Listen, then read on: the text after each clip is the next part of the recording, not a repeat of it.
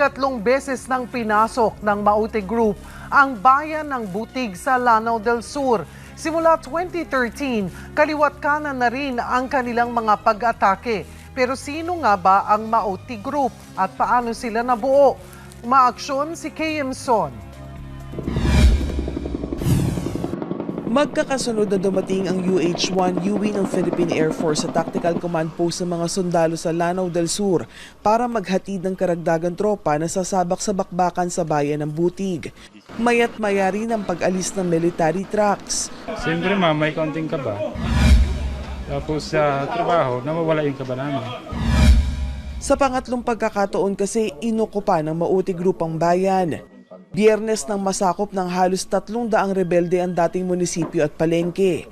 Ayon sa Intel report, kasama ng grupo ang 8 miyembro nito na nakatakas sa nangyaring jailbreak sa Marawi noong Agosto. I would like to believe yung reports ng intelligence namin say na kasama sila. Kasi sila ang ibang tinakbuhan nung tumakas sila o pinatakas ba, doon naman sila pumunta. 2013 na mabuo ang grupo ng Maute sa pangunguna ng Maute Brothers sa sina Abdullah at Omar na napabalitang napatay sa Butig Clash noong Pebrero. Dating mga kasapi ng Moro Islamic Liberation Front o MILF ang mga miyembro ng Maute Group na nanumpa ng katapatan sa ISIS. Pero ayon sa mga otoridad, walang dapat na ipag-alala ang publiko lalo't wala umanong malinaw na koneksyon ng grupo sa ISIS. What we know is yun ang kanilang gusto mangyari, di ba? To be part of that. Pero sa ngayon, wala tayong enough na ebidensya na magsasabing kasama sila. Pero they use that as their inspiration. Obvious naman, di ba? Sa mga documents na na-capture natin, lahat ng mga nakikita nating teksto ng kanilang mga tinuturo, yung tinuturo din doon. Pebrero ngayong taon ang huling okupahin ng rebelding grupo ang bayan ng Butig. Tumagal ng ilang linggo ang bakbakan bago lumikas ang grupo. Abril din ang taong ito nang dukutin nila ang 6 na sawmill workers. 2 rito, pinugutan nila. August 22 nang maaresto ang ilang miyembro nito. Pero ilang araw lang ay nakatakas rin mula sa Marawi City Jail. Inako rin ang grupo ang pagsabog sa Davao City nitong Setyembre. Pero ayon sa mayor ng Butig, hindi lahat ng miyembro ng Maute ay galing sa kanilang lugar. Most of their followers, hindi po taga-Butig yan. Kung saan-saan dito sa mga ibang munisipyo sa Lanao, mayroon ding from Maguindanao, mayroon din mga Tagalog-speaking na kasama nila that we suspect na yung tinatawag namin balik Islam. Aminado naman ang alkalde na hindi naligtas tumira sa kanilang bayan. No one is safe in this area, including me. Panawagan ng lokal na pamahalaan, sana ay wag nang umalis sa mga sundalo sa kanilang lugar para mapanatili ang katahimikan. Umaaksyon! Kay Imson, News 5.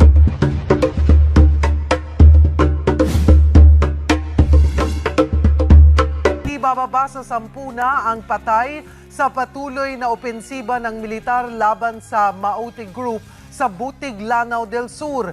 Eksklusibo namang napasok ng News 5 ang lugar kung saan nagbakbakan ang mga sundalo at mga bandido. Mula Lanao del Sur, umaaksyon si KM Son.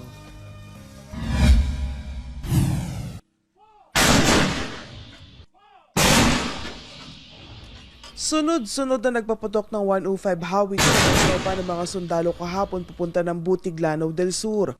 Ang target, pulbusin ng halos 300 miyembro ng Maute Group na muling inukupa ang dating munisipyo at palengke. Biyernes nang simula ng Maute Group na pumosisyon sa lugar para harangin ng tropa ng militar.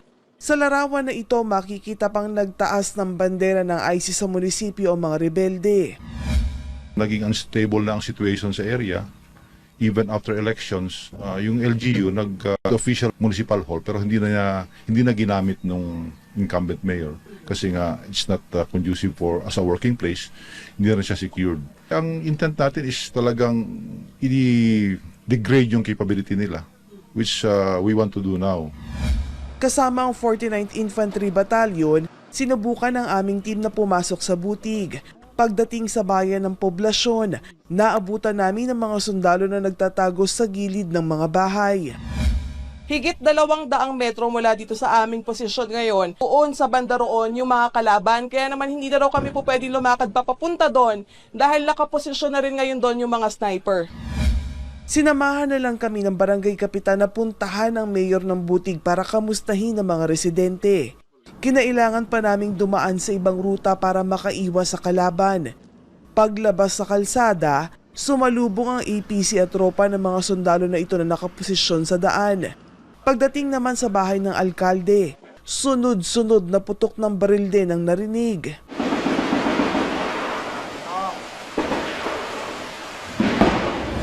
Very close yung military at saka itong multi-group. Mayroon diyang siguro hindi abot ng 200 meters. Actually, itong area kung nasaan tayo ngayon, ito sa likod, mga 500 to 600 meters may mga kasama sila, yung multi-group. Pagkalipas ng ilang minuto, bahagyang humupa ang putukan kaya nagdesisyon ng aming grupo na bumalik na. Ibang ruta ulit ang aming dinaanan.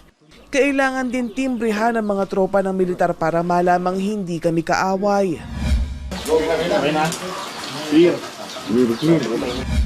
Mapuno at madamo ang aming dinaanan pero mula rito, dinig pa rin ang mga putok ng baril.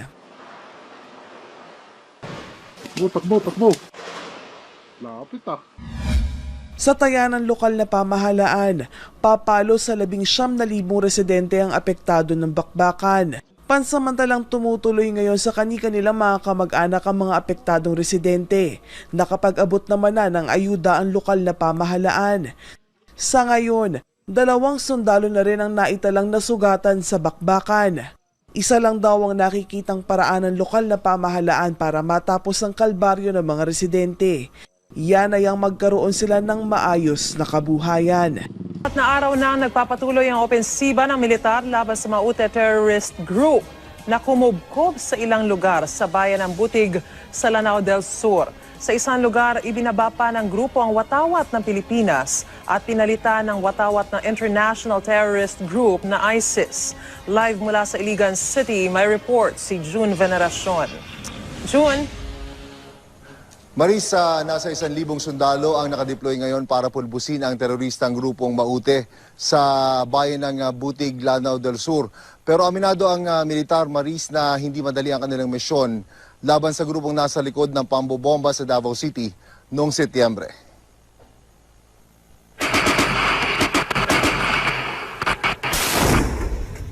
Tuloy-tuloy ang pagbira ng militar sa mga okupadong lugar ng teroristang Maute Group sa bayan ng Butig, Lanao del Sur.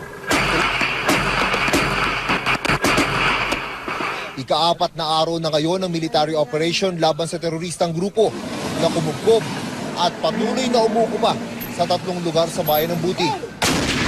Ang lumang municipal hall, bahay ng dating alkalde ng bayan at isang madrasa o Arabic school.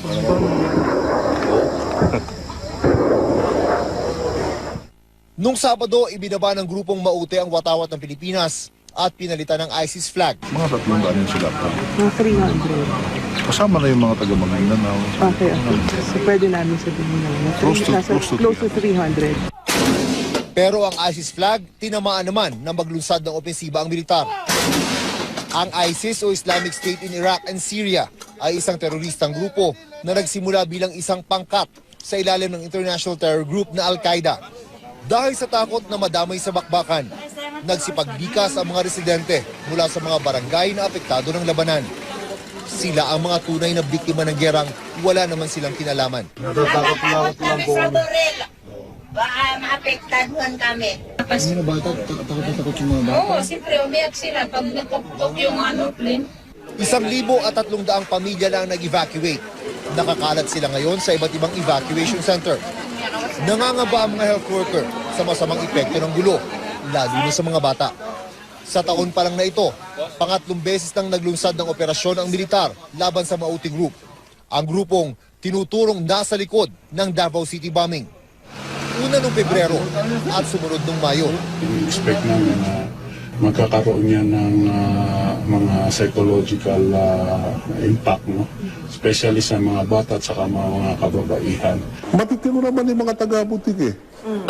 Pero may mga iilan na tinutulungan ng mga tao na galing din sa labas, galing nga sa ibang kung saan lugar, sumasama sa mga itong grupo na to. Pero baka matagalan pa bago matapos ang gulo dahil nahihirapan daw ang mga sundalo na mapasok ang mga lugar na pinagkukutaan ng Maute Group. Bawat sulok ay mapanganib bago nila marating ang mga lugar na inuukupahan ng mga terorista. Kailangang magbahay-bahay para maklear ang 10 hektaryang lugar kung saan may mga nakakalat na sniper ang Maute Group. Mayat mayari ng pagpapakawala ng mga terorista ng mortar. Ayon sa AFP sa Camp Aguinaldo, may 19 na miyembro ng Maute Group na ang nasawi at 13 sundalo ang sugatan. Pero ayon naman sa intelligence report dito sa Lanao del Sur, aabot na sa 35 terorista ang patay. 20 sundalo naman ang sugatan. Patuloy ang pagdating ng mga bagong supply ng bala habang may mga inaasahan pang karagdagang puwersa. Maris, hindi lang mga ground troops ng militar ang nahihirapan, pati na rin yung mga air assets ng Philippine Air Force ay nahihirapan din sa kanilang airstrike dahil na rin sa maulap at maulan na panahon dito sa area namin. Maris. June, una sa lahat, doon sa casualty count, medyo malaki yung discrepancy sa pagitan ng ibinibigay na bilang dito sa AFP sa Camp Aguinaldo kumpara dyan sa lugar ninyo. Meron bang mga bodies na magpapatunay doon sa sinabi mong bilang na 50 plus, if I remember it correctly, dyan sa lugar nyo, June? Ang count dito sa amin na Maris, based on intelligence information, ay nasa 35. Ang Camp Aguinaldo yata nasa around 20. Malaki nga yung malaki nga yung diferensya noon, pero walang body count yan, Maris, hindi yung mga kagayang ibang operasyon na nakukuha yung katawan ng kanilang kalaban. Dito ay nakabase lang sa intelligence information na kanilang natatanggap sa kanilang mga assets sa ground, Maris. Binanggit mo rin sa iyong balita, June, na 1,300 families yung lumikas na. Pakilarawan nga yung lugar kung saan kinubkob nitong mismong mga Maute. Is it purely a residential area? At I understand, meron pang mga naiiwan dyan na mga pamilya naman ng mga Maute Group. Kahit na sabihin natin na sila ay pamilya, are they safe in that area para sila ay manatili dyan, June? Yung sa unang tanong mo, Marisa, medyo malabo lang yung pangalawa. No? Ang nakubkob nila na area ay yung poblasyon. Diyan nakakonsentrate ngayon yung problema. Nandyan yung old municipal hall, yung dating bahay ng dating alkalde ng bayan at isang madrasa o Arabic school na sa poblasyon yan. Kaya makikita mo na lang kung gaano kadami yung mga nag-evacuate dahil sentro talaga yan ng bayan. At talagang ang nangyayari daw ngayon, based on sa report na nakukuha natin mula sa military, ay house to house, close quarter yung combat na nangyayari. At kailangan nilang magdahan-dahan dahil mapanganib yung bawat hakbang na kanilang gagawin dito sa area na yon, considering na may mga nakakalat na sniper sa lugar at syempre may mga nai-inflict din ng mga injuries dun sa mga pagpapakawala naman ng mga mortar at RPG ng grupong Maute, Maris.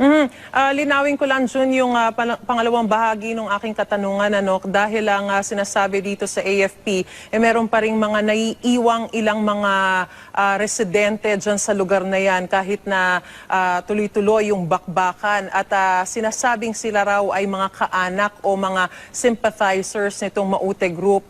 So, ito ba ay kabilang sa mga pinakikiusapan na lumikas na rin o dahil sila ay sympathizers ay okay lang na manatili sila dyan? Alam ko yung area kung saan nakakonsentrate yung military operation na Marisa, talagang yung mga pinupurso na lang nila ng mga kalaban ang nandoon. Ang alam ko may mga natitirang mga civilian, quote-unquote, ay yung mga nasa paligid nung paikot na area kung saan nagkakaroon nga ng bakbakan. Ang pinag-uusapan natin na Marisa, mga around mga hectares ng area kung saan naandun nga nakakubkob yung grupong Maute. Hindi naman ibig sabihin ay talagang ganun kadami yung concentration ng mga tao na nandun ng Maute. May mga nasa perimeter at syempre yung gitna, nandun yung kanilang concentration ng kanilang tropa. No? So yung mga sa ibang mga barangay, ang alam ko, nandun yung mga ibang residente. Hindi naman tinatanggi ng mga barangay official dito na may mga kamag-anak yung ilan sa kanila sa Maute Group. Pero hindi daw ibig sabihin nun ay nakikisimpatya sila doon sa ginagawa ng Maute Group, Panis. Alright. Sa tansya ng militar, gaano kalaking grupo ba itong Maute Group at gaano pa kalakas yung kanilang impluensya dyan sa Mindanao? Ano? Dahil June, in the past sila yung sinasabi na posibleng nasa likod nga raw ng Davao Blast. Tapos kanina binabanggit ng PNP chief mismo na posibleng diversionary tactic itong bomb threat dito sa US Embassy ng naturang grupo ng Maute para medyo mag-lax daw yung isinasagawang bakbakan dyan at yung pag-atake rin dyan sa mga Maute group dyan sa Lanao del Sur. June. Unahin natin yung diversionary tactic. Ano yung possibility na baka diversionary tactic? Yung nangyari dyan sa Maynila, dito sa sitwasyon, dito sa Butig, Lanao del Sur, parang napakabilis naman yata kung ating pagtatahi-tahiin. Yung naging sitwasyon dito, parang nagsimula lang itong operation, mga nakaka-4 na araw lang. Doon kung ganun sila kabilis makapag-dispatch ng tao patungo dyan sa Metro Manila. O baka naman may mga cells sila na nandiyan mga sleeper cells sila dyan sa Metro Manila. So yun ay malaking question mark pa yun yung aspeto na yun kung posible ba itong diversionary tactic. Pero syempre, in the realm of possibilities, alam naman natin lahat posible. Ano? Pero yung itong tinutugis nila, Maris, ay mga varying yung number eh. May mga nagsasabi nasa 300, may mga nagsasabi rin naman mula sa Western Mindanao Command na nasa around 50 to 100. But what is certain sa sitwasyon ngayon ay nahihirapan silang tugisin yung mga tropa na yan ng Maute Group na nandyan ngayon na kinukubkob yung mga ilang infrastruktura sa bayan ng Butig. Paglilinaw lang ng Maris ng militar, hindi ito yung kanilang operation ay reaction after i-take over or i-occupy ng Maute Group yung mga infrastructure doon sa poblasyon. Ang nangyari daw ay naglunsad muna sila ng operation against the Maute Group. Nagkaroon na lang ng movement yung Maute Group pababa doon sa kanila ma-encampment at napunta ng poblasyon. Kaya yun, kinubkob na rin nila yung mga area na yun na sentro ngayon ng operasyon ng militar, Maris. Alright, malinaw yan. At mag-iingat kayo dyan. Maraming salamat sa iyong ulat.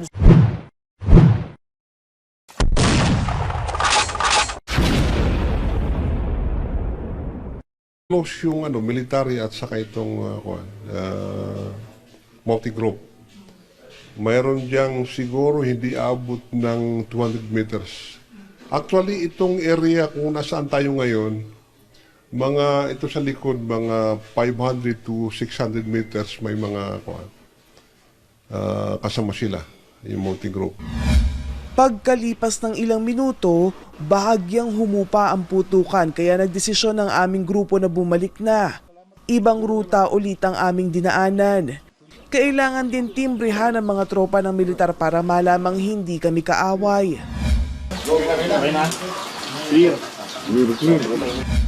Mapuno at madamo ang aming dinaanan pero mula rito, dinig pa rin ang mga putok ng baril. Takbo. Lapit Sa tayanan lokal na pamahalaan, papalo sa 19,000 residente ang apektado ng bakbakan. Pansamantalang tumutuloy ngayon sa kani-kanilang mga kamag-anak ang mga apektadong residente. Nakapag-abot naman na ng ayuda ang lokal na pamahalaan. Sa ngayon, 2 sundalo na rin ang naitalang nasugatan sa bakbakan. Isa lang daw ang nakikitang paraan ng lokal na pamahalaan para matapos ang kalbaryo ng mga residente. Yan ay ang magkaroon sila ng maayos na kabuhayan. At na araw na nagpapatuloy ang opensiba ng militar laban sa Maute Terrorist Group na kumubkob sa ilang lugar sa bayan ng Butig sa Lanao del Sur. Sa isang lugar, ibinaba pa ng grupo ang watawat ng Pilipinas at pinalitan ng watawat ng International Terrorist Group na ISIS. Live mula sa Iligan City, may report si June Veneracion. June? Maris, nasa 1,000 sundalo ang nakadeploy ngayon para pulbusin ang teroristang grupong Maute sa bayan ng Butig, Lanao del Sur. Pero aminado ang militar, Maris, na hindi madali ang kanilang misyon laban sa grupong nasa likod ng pambobomba sa Davao City noong Setyembre.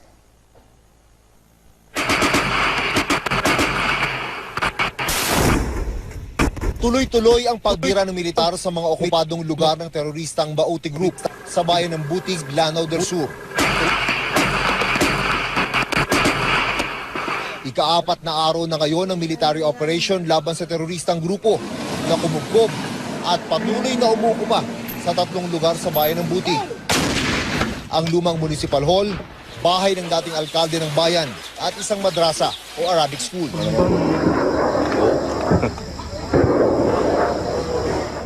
Nung Sabado, ibinaba ng grupong Maute ang watawat ng Pilipinas at pinalitan ng ISIS flag. Mga 300 sila.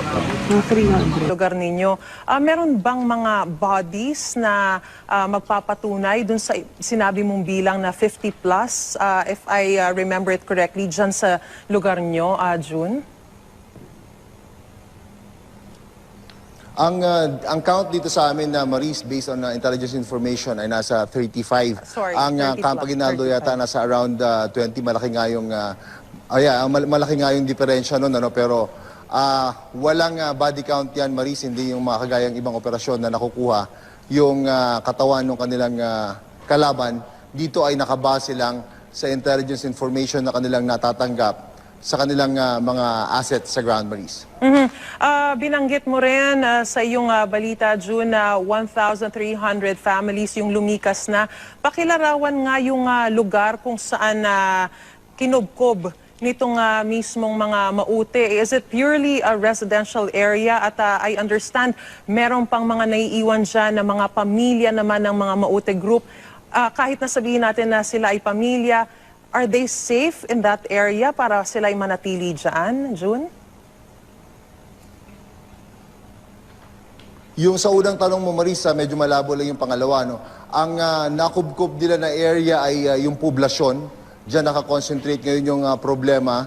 Nandyan yung old municipal hall, yung dating bahay ng dating alkalde ng bayan at isang madrasa o Arabic school na sa poblasyon yan. Kaya makikita mo na lang kung gaano kadami yung mga nag-evacuate dahil sentro talaga yan ng bayan. At talagang ang nangyayari daw ngayon, based on sa report na nakukuha natin mula sa military, ay house to house, close quarter yung combat na nangyayari. At kailangan nilang magdahan-dahan dahil mapanganib yung bawat hakbang na kanilang gagawin dito sa area na yon, considering na may mga nakakalat na sniper sa lugar at syempre may mga nai-inflict din ng mga injuries dun sa mga pagpapakawala naman ng mga mortar at RPG ng grupong Maute, Maris. Linawin ko lang, June, yung pangalawang bahagi ng aking katanungan, dahil lang sinasabi dito sa AFP, meron pa rin mga naiiwang ilang mga residente dyan sa lugar na yan, kahit na tuloy-tuloy yung bakbakan. At sinasabing sila raw ay mga kaanak o mga sympathizers nitong Maute Group. So, ito ba ay kabilang sa mga pinakikiusapan na lumikas na rin o dahil sila ay sympathizers ay okay lang na manatili sila dyan? Alam ko yung area kung saan nakakonsentrate yung military operation na Marisa, talagang yung mga pinupurso na lang nila ng mga kalaban. Kasama na yung mga taga-Maguindanao. Okay. So pwede namin sabihin na close to 300. Pero ang ISIS flag, tinamaan naman na maglunsad ng opensiba ang militar. Ang ISIS o Islamic State in Iraq and Syria ay isang teroristang grupo na nagsimula bilang isang pangkat sa ilalim ng international terror group na Al-Qaeda. Dahil sa takot na madamay sa bakbakan, nagsipagbikas ang mga residente mula sa mga barangay na apektado ng labanan. Sila ang mga tunay na biktima ng gerang wala naman silang kinalaman. Natatakot kami sa Borel. Baka maapektaduhan kami. Mga bata, takot yung mga bata? Oo, siyempre umiyak sila pag napukpok yung plane. 1,300 pamilya lang nag-evacuate. Nakakalat sila ngayon sa iba't ibang evacuation center. Nangangaba ang mga health worker sa masamang epekto ng gulo, lalo na sa mga bata. Sa taon pa lang na ito, pangatlong beses nang naglunsad ng operasyon ang militar laban sa Mauti Group. Ang grupong tinuturong nasa likod ng Davao City bombing. Una noong Pebrero at sumunod noong Mayo. In-expect namin na magkakaroon yan ng mga psychological impact, no? Especially sa mga bata at saka mga kababaihan. Matitino naman yung mga taga-butik eh. Pero may mga iilan na tinutulungan ng mga tao na galing din sa labas, galing nga sa ibang kung saan lugar, sumasama sa mga itong grupo na to. Pero baka matagalan pa bago matapos ang gulo dahil nahihirapan daw ang mga sundalo na mapasok ang mga lugar na pinagkukutaan ng Mauti Group.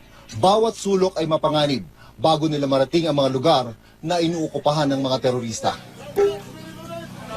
Kailangang magbahay-bahay para maklear ang 10 ektaryang lugar kung saan may mga nakakalat na sniper ang Mauti Group.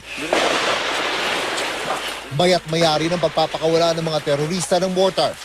Ayon sa AFP sa Camp Aguinaldo, may 19 na miyembro ng Mauti Group na ang nasawi at 13 sundalo ang sugatan.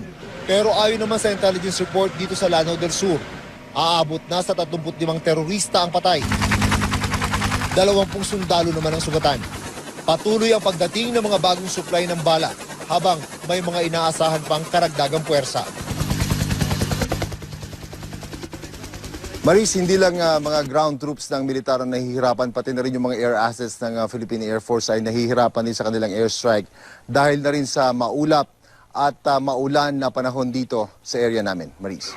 June, una sa lahat, dun sa casualty count, medyo malaki yung discrepancy sa pagitan ng ibinibigay na bilang dito sa AFP sa Camp Aguinaldo kumpara dyan sa... Yung sa Lanao, mayroon din from Maguindanao, mayroon din mga Tagalog-speaking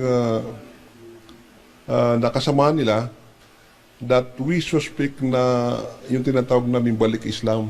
Aminado naman ang alkalde na hindi naligtas tumira sa kanilang bayan. No one is safe in this area, including me. Panawagan ng lokal na pamahalaan, sana ay wag nang umalis sa mga sundalo sa kanilang lugar para mapanatili ang katahimikan. Umaaksyon! Kay Imson, News 5.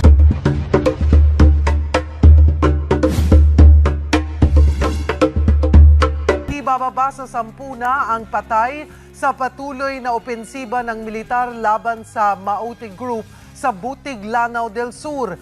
Eksklusibo namang napasok ng News 5 ang lugar kung saan nagbakbakan ang mga sundalo at mga bandido. Mula Lanao del Sur, umaaksyon si Kay Imson.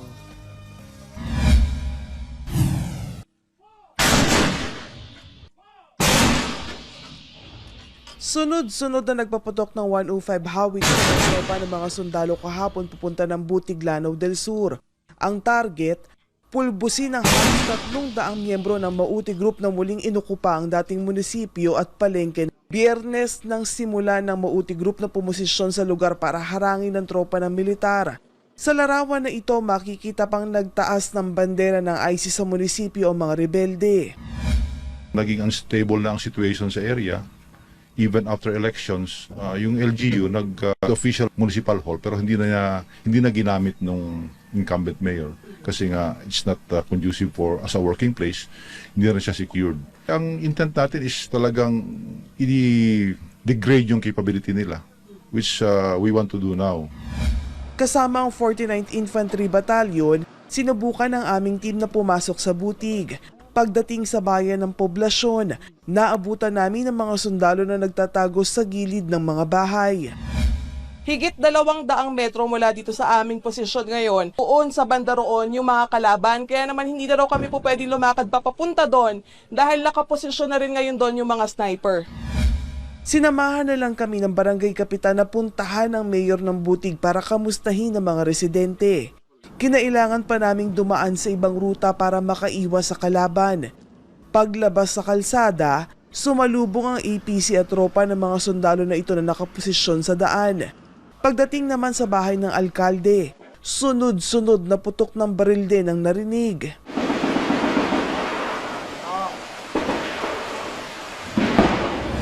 Very clear.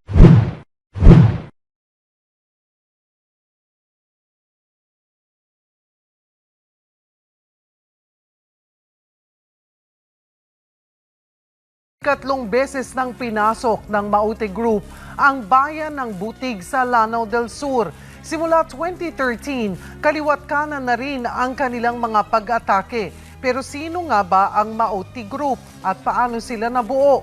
Umaaksyon si KM Son. Magkakasunod na dumating ang UH-1 UE ng Philippine Air Force sa Tactical Command Post ng mga sundalo sa Lanao del Sur para maghatid ng karagdagang tropa na sasabak sa bakbakan sa bayan ng Butig. Mayat maya rin ang pag-alis ng military trucks. Siyempre may konting kaba.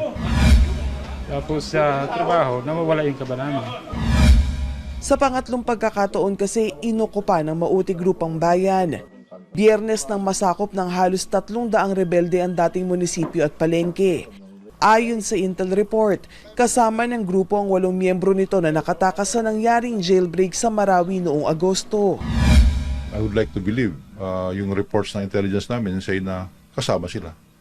Kasi sila ang ibang tinakbuhan nung tumakas sila o pinatakas ba, doon naman sila pumunta. 2013 na mabuo ang grupo ng Maute sa pangunguna ng Maute Brothers sa sina Abdullah at Omar na napabalitang napatay sa Butig Clash noong Pebrero. Dating mga kasapi ng Moro Islamic Liberation Front o MILF ang mga miyembro ng Maute Group na nanumpa ng katapatan sa ISIS. Pero ayon sa mga otoridad, walang dapat na ipag-alala ang publiko lalo't wala umanong malinaw na koneksyon ng grupo sa ISIS. What we know is yun ang kanilang gusto mangyari, di ba? To be part of that. Pero sa ngayon, wala tayong enough na ebidensya na magsasabing kasama sila. Pero they use that as their inspiration. Obvious naman, di ba? Sa mga documents na na-capture natin, lahat ng mga nakikita nating konteksto ng kanilang mga tinuturo, yung tinuturo din doon. Pebrero ngayong taon ang huling okupahin ng rebelding grupo ang bayan ng Butig. Tumagal ng ilang linggo ang bakbakan bago lumikas ang grupo. Abril din ang taong ito nang dukutin nila ang 6 na sawmill workers. 2 rito, pinugutan nila.